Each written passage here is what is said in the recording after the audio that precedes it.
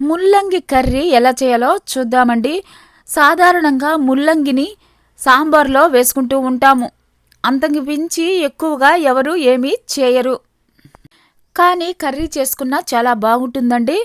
ముందుగా ముల్లంగిని శుభ్రంగా కడిగి చెక్కు తీసి సన్నని ముక్కలుగా తరిగి ఉంచండి.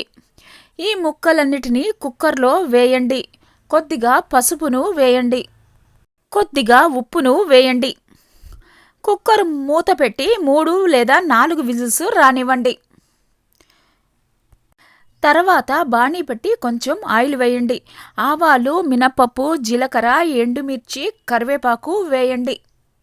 తాలింపు ఫ్రై అయిన తర్వాత ఉడికించిన ముల్లంగి ముక్కలను నీళ్లు వంచేసి ముక్కలు మాత్రం ఇందులో వేయండి.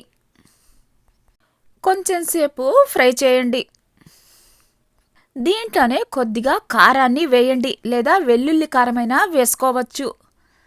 దీంట్లోనే చట్నీ పొడి లేదా పప్పుల పొడి వేయండి. 1 స్పూన్ పప్పుల పొడి వేశాక 2 నిమిషాల పాటు ఫ్రై చేసి స్టవ్ ఆఫ్ చేసుకోండి. అంతేనండి, ముల్లంగి కర్రీ రెడీ అయిపోయింది. ఈ కర్రీ చాలా కమ్మగా ఉంటుంది.